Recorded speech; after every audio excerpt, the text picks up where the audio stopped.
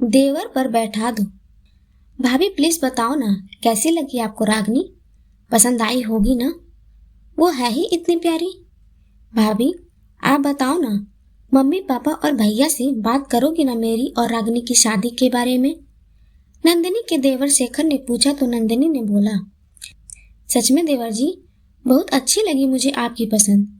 अब तो रागनी को ही बनाकर लाऊंगी अपनी देवरानी। वादा है आपसे। आप बेफिक्र हो जाओ, आपके भाई और मम्मी पापा जी को मनाने का काम मेरा। लेकिन अभी कुछ दिन रुक जाओ, रमा जीजी की ननद की शादी हो जाए, आपके भैया आ जाए, तब उनके सामने सबसे बात करूंगी। भाभी सच में आप दुनिया की सबसे प्यारी भाभी हैं। सच कहते हैं लोग, भाभी माँ का रूप होती हैं। आप मेरी भाभी ही नहीं, सबसे अच्छी दोस्त भी हो। शेखर ने खुशी से झूमते हुए कहा। शेखर अपनी भाभी नंदिनी से अपने दिल की हर बात कह लेता था। दोनों हम उम्र थे तो दोनों की अच्छी बनती थी। शेखर के भैया गोविंद रेलवे में सरकारी नौकरी करते थे तो दूसरे शहर में रहते थे। पहले तो नंदिनी भी वही रहती थी, लेकिन अभी 6 महीने से अपने सास ससुर के साथ रह रही थी। 2 महीने पहले ही प्यारे से बेटे को जन्म दिया था।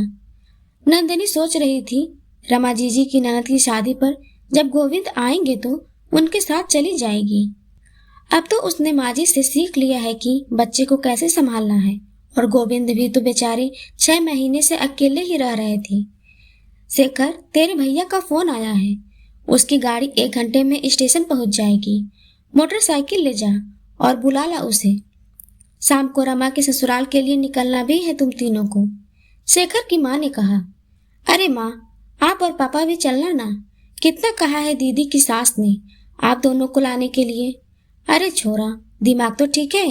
बेटी के घर का पानी भी पियो तो नर्क मिलता है। और तू अपने माँ बाप को शादी में ले जा रहा है, अपनी बहन के ससुराल।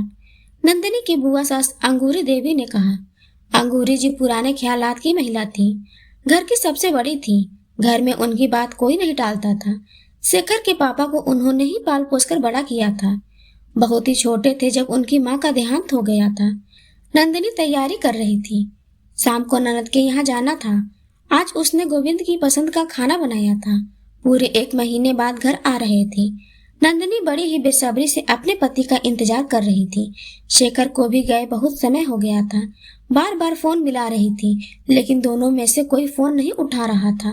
जैसे जैसे समय निकल रहा था, सभी घर वालों की बेचैनी बढ़ती जा रही थी। सबके मन में अजीब अजीब ख्याल आ रहे थे।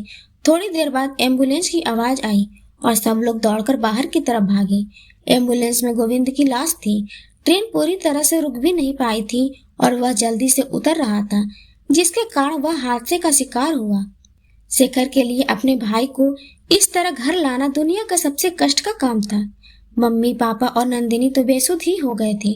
नंदिनी की दुनिया ही उजड़ गई थी और 2 महीने के बच्चे के सिर से पिता का साया उठ गया था।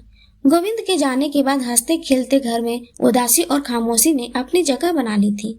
लापरवाह शेखर अब जिम्मेदार बेटा बन गया था। हर पल मुस्कुराती नंदिनी का चेहरा अब मुरझाने लगा था। नंदिनी हर वक्त गुमसुम रहने लगी थी। गोविंद को गए 6 महीने हो गए थे। नंदिनी के मम्मी पापा आज उसके ससुराल आए थे। अंगूरी बुआ जी ने बुलवाया था। शेखर और नंदिनी को भी वहीं बैठाया गया। बुआ जी ने नंदिनी के पापा से कहना शुरू किया, शर्मा जी, नंदिनी आपकी बेटी ही नहीं, हमारे घर की बहू भी है। गोविंद तो चला गया। इन दोनों का साथ शायद इतना ही लिखा था ईश्वर ने, लेकिन अभी उम्र ही क्या है बेचारी की। पहाड़ जैसा जीवन अकेले कैसे काटेगी। इसलिए मेरा तो यही फैसला है कि नंदिनी को उसके देवर के लिए बैठा दो। आपको सिर्फ बताने के लिए ही बुलाया गया है। 15 दिन बाद बड़ा ही शुभ मुहूर्त है। उसी दिन इन दोनों का विवाह करवा दिया जाएगा। आप कहीं न कहीं अपनी बेटी की शादी तो करेंगे ही, कहीं बाहर जाएगी तो हमारे बेटे को भी साथ ले जाएगी। इससे अच्छा है घर में ही रहेगी और इसका जीवन भी संवर जाएगा। वर्षों से यही होता आया है, इसमें कोई बुराई नहीं है। बुआ जी की बात सुनकर सभी लोग चुप बैठे थे।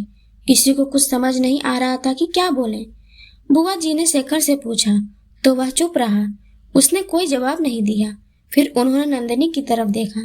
नंदिनी ने अपने आंसू पोंछे और बोली, बुआ जी, आपके इस फैसले को मैं बिल्कुल भी नहीं मानती। शेखर भैया को हमेशा मैंने अपने छोटे भाई की तरह ही माना है। उनको पति का स्थान मैं कभी नहीं दे सकती। आप लोगों को मेरी फिक्र करने की जरूरत नहीं है, मैं ठीक हूँ। आप सब लोग हो ना मेरे साथ।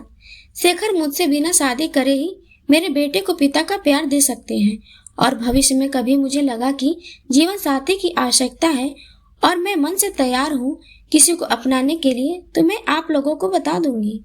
फिर उसने अपने सास ससुर से कहा, मम्मी जी, पापा जी, शेखर भैया की शादी 15 दिन बाद उसी शुभ मुहूर्त में होगी, उस लड़की के साथ जिसे वह पसंद करते हैं। रागिनी नाम है उसका, इनके साथ पढ़ती है, मिली हूँ मैं उससे, बहुत ही प्यारी लड़की है। उसको ही मैं अपनी देवरानी बनाकर लाऊंगी। आप लोग शादी की तैयारी कीजिए। हम कल ही रागिनी के घर चलेंगे। फिर 15 दिन बाद शेखर और रागिनी की शादी हो गई। अगर आपको मेरा वीडियो पसंद आए तो मेरे चैनल को सब्सक्राइब करें, वीडियो को लाइक करें और कमेंट करके जरूर बताएं कि आपको मेरा वीडियो कैसा लगा।